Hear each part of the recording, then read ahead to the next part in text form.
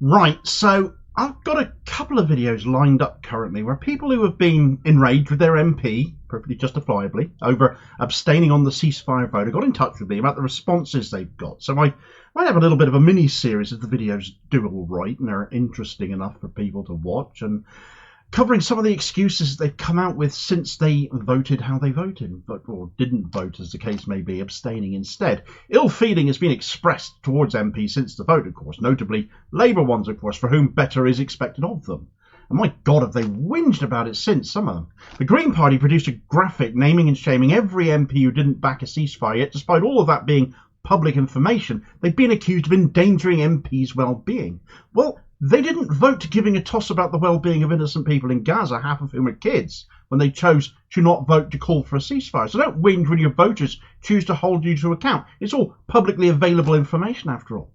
Now, I don't condone threats or violence, but protest outside an office, well, if you don't like it, try doing your job and serving the will of the people that elected you, and not your brylcreemed petty dictator of a leader whose claims to being a human rights lawyer have been well and truly binned by now. Some people have simply written to their MPs, of course, though, demanding an explanation, and this is something they can't hide from. A response is required, and one particular Labour frontbencher's excuses that I've been given are pretty damn weak. Right, so who is the frontbencher that wrote to their constituent then, Damo? Well, in this instance, it's Matt Western. If you haven't heard of him, he's the Shadow Minister for Higher Education, and here's the thing that you, or indeed many MPs, might not be aware of, and that is any reply they send to a constituent becomes the property of the constituent. Therefore, with their permission, they can be reproduced, and that is what I have in this case. It behooves MPs to be respectful in their responses then, and they aren't always, though I can't say that of Western. He was completely polite in his response, but that doesn't mean it was a good response, as he made his case for not backing a ceasefire.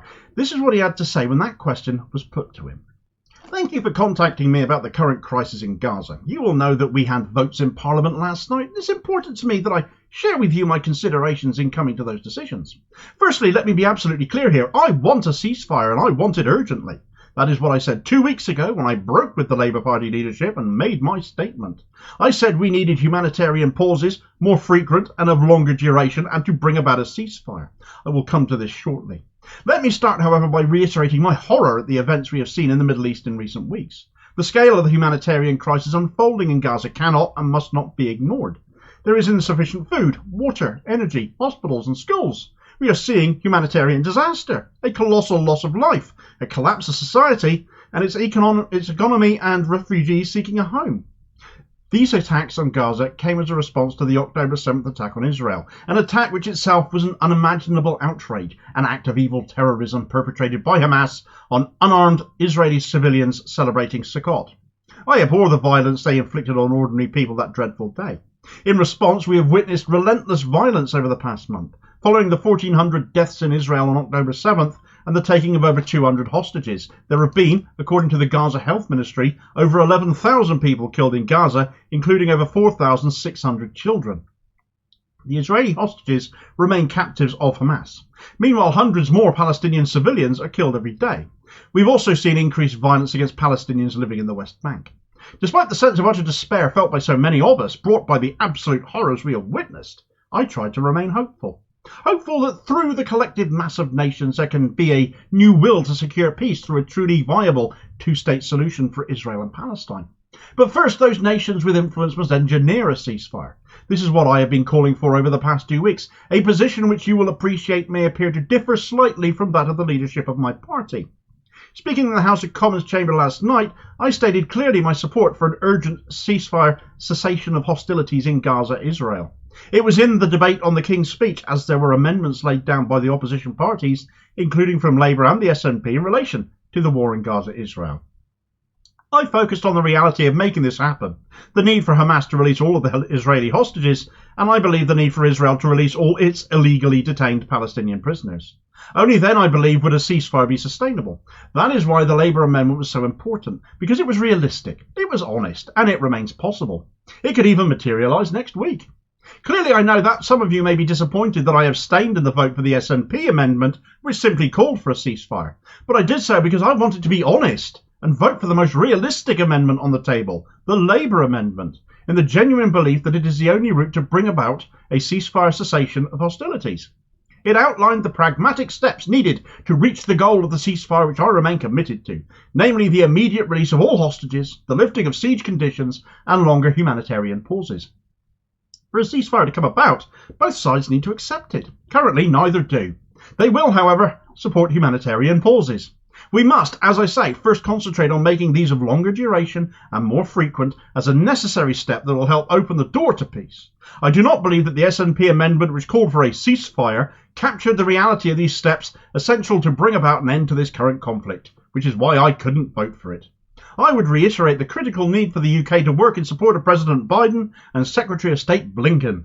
They are the only people capable of bringing about a ceasefire, and we need them to succeed. If they fail, the likelihood of a Trump presidency becomes real, and then there will be no hope of a genuine two-state solution, a secure Israel and a sovereign Palestine. What we would see is more terrorism and regional fracturing. Be assured that I remain committed to helping bring about a ceasefire and lasting peace in the Middle East, and will continue calling for this as the MP for our area. Again, I appreciate you contacting me on the most distressing issue. I sincerely appreciate your views and always seek to represent my constituents' views in the best way I can, especially when the decisions are extremely difficult, such as the votes yesterday. That was a lengthy response. He put some work into that, or one of his staffers did. We can give him dues for that, I guess, along with the fact he responded literally a day after the vote, though whether he had this already prepared to go out to the inevitable question of why did you do this, I can imagine it is an email that'll have been copied and pasted a few times for sure. That is so often what MPs do, after all. But let's dig into this. He wants a ceasefire. Well, he didn't vote for one. Western is, however, one of those MPs who signed Richard Bergen's early day motion calling for one prior to the King's speech, where after Starmer said anyone re-signing it, signing the since the King's speech wiped it out the first time, would be sacked. So Western didn't sign it again. Clearly job before conscience came in at that point, and he can hide behind the humanitarian pause excuse as the better option now, all he likes. He wanted a ceasefire and he put his name to one at one point. You can't go, I want a ceasefire, when you've blatantly chosen to put your job first, as seems quite obvious and clear to a great many people, not least the constituent who wrote to you on this. Why did you bother to sign the EDM in the first place as you felt a ceasefire was not going to work? You're exposed, and no amount of recognising the horrors of what is happening in Gaza is excusing that. If anything, that underlines how awful your abstention actually was. Sure, there's plenty of platitudes there. He actually does comment on hostages being held on both sides, which is good, which is notable for a Labour figure. But let's move on to where it gets a little more interesting, because despite signing that EDM, Western thinks it is down to nations of influence to engineer a ceasefire. So that sounds a little bit like passing the buck to me. Not our job, sorry, but I don't agree with that. For one, we have a historic responsibility to see peace in the region, since this country did so much to help engineer this Jewish state within Palestine way back when, and much of the fallout from that is on this country. As much as I'm all for not interfering in other countries' problems as a rule, following the US as we always seem to, in this case the interference was done back in the 1930s and 1940s. The mess just hasn't ever been cleaned up. It's just got worse. For another, to say we aren't a country of influence is pretty dishonest as well. A ceasefire could have been called back when the UN Security Council convened, at which you might remember the USA voted against it so the killing could continue. But the UK abstained. Now sure, it would have been Tory directive there, but Starmer and co have just followed them all the way on this, are adhering to US foreign policy as our own, and Starmer is accused of waiting for Biden to shift before Labour will. And actually, Western made reference to Biden and US Secretary of State Blinken in his email here, so he knows this. He knows his party is following the US lead here and not taking the lead itself, but it could.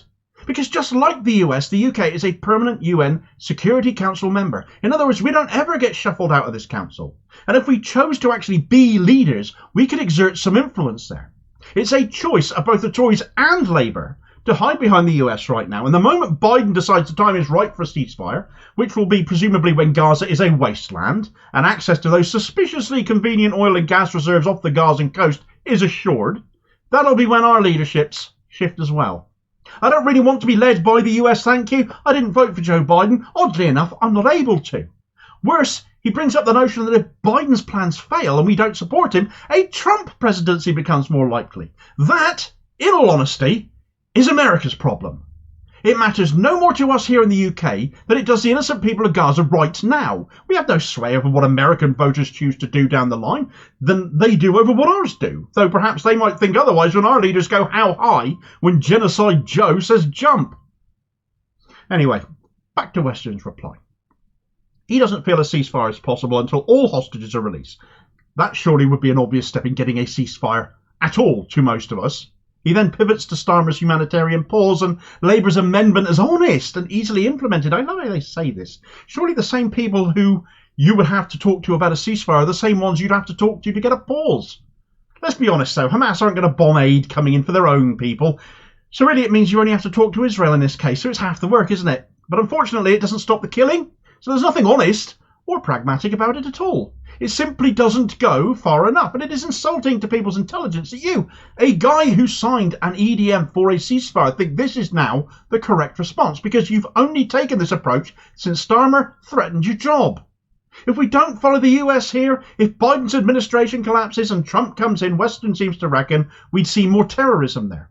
We're already seeing a genocide, a driving out of the Palestinian people under the guise of taking out Hamas. The Gazan people are slowly being driven into the Sinai desert, ethnic cleansing, and then what is left of Gaza will be seized by Israel in yet another land grab, because we haven't seen enough of that in history at all, have we? More room for more settlers. We know what will happen. We've been watching it play out for decades and done nothing but sit on our hands. And you think there's a worse than that?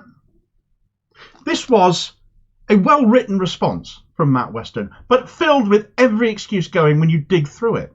We can't change anything. We can't stop the fighting. We can get a bit of aid in and make it look like we're trying, but really we're just waiting for our next set of instructions from the US. That is what it feels like right now. For people demanding our leaders lead, none of them are. And that's why excuses have to be made. For an opposition MP to be making these sorts of excuses, so when really the opposition party should have it made in this instance, especially one with the polling lead they already got. They should be shredding the government for what they're doing and winning the support of ordinary people appalled at what we're witnessing. Instead, they take the government line too, reinforcing to people like me, who have said it for ages, that voting Labour to get the Tories out won't make any difference if the politics don't change, are being proved completely right to have been saying that, because there's literally no difference here. If MPs don't like being forcefully held to account for voting against the cessation of killing of innocent people, then they really shouldn't be abstaining on such matters. Surely that is a no-brainer.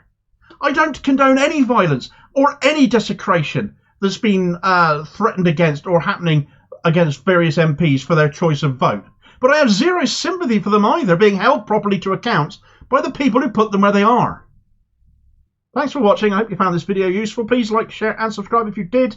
More content out daily. Meanwhile, there's a video recommendation where thankfully 56 Labour MPs had the wherewithal to do what was right on the night. But when this is just 28% of Labour MPs, you can see what a state the party is really in.